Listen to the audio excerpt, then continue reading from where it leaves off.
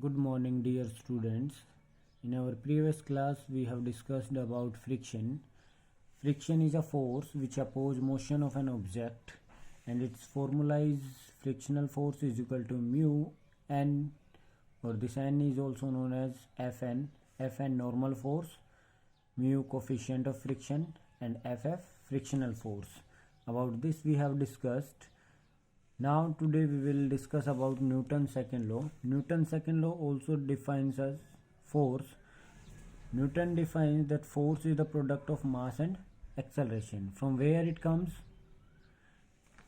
The rate of change of momentum is directly proportional to applied force. This statement is given by the Newton for second law. To define force, the Newton states that rate of change of momentum is directly proportional to applied force. Now force is directly proportional to change in momentum P2 minus P1 upon T. P2 is final momentum and P1 is initial momentum, and T is the time. P2 final momentum, P1 initial momentum, and T is the time in which it changes. Now the question is, what is momentum? Momentum is measured by the product of mass and velocity. When we multiply mass and velocity, we get momentum.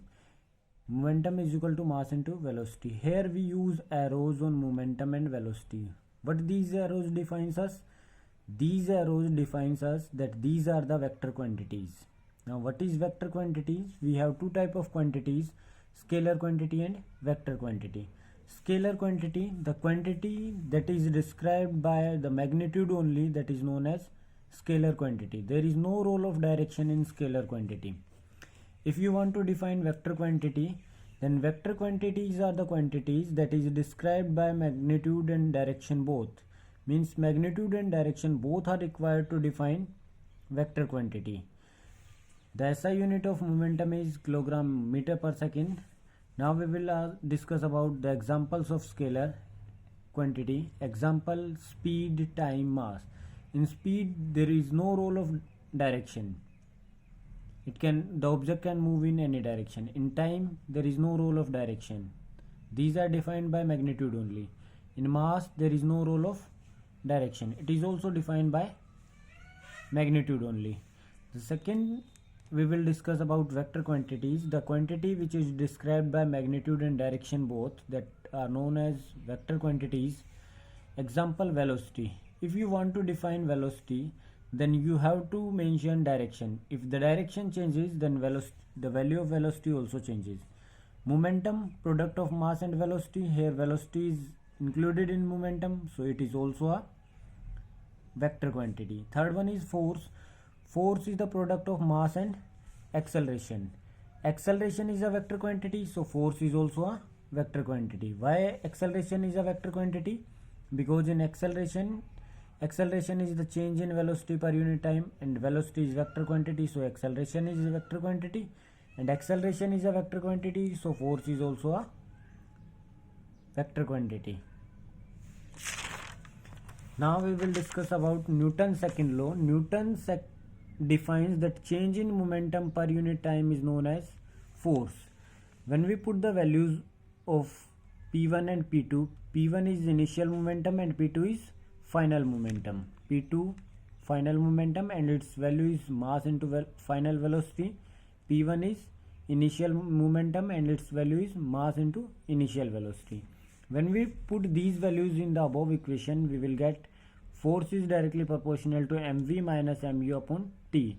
Now take m common from here, so we will get force directly proportional to mass into final velocity minus initial velocity upon time. And we know that this thing defines as acceleration. V minus u upon t is known as acceleration. V minus u upon t is equal to a, and a stands for acceleration. So force is directly proportional to mass into acceleration. When we remove this proportionality sign, a constant will come that is known as proportionality constant, and its value is 1. So when we put the value of k 1, we will get force is equal to mass into acceleration.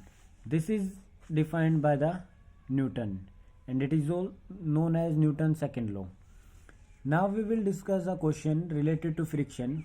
The question is, a 5 kg box on a horizontal table is pushed by a force of 15 Newton. If mu coefficient of friction is 0.4, will the box move or not? So here the mass is given 5 kg, constant is given 0.4, and the value of applied force is also given 15 Newton. When we solve this question, if the value of the friction is more than the applied force, then the object will not move. If the value of frictional force is less than the applied force, then the object will move. So we have to find frictional force to find the answer of this question. So three things are given: mu 0.4, force, applied force is given 15 Newton, mass is given 5 kilogram.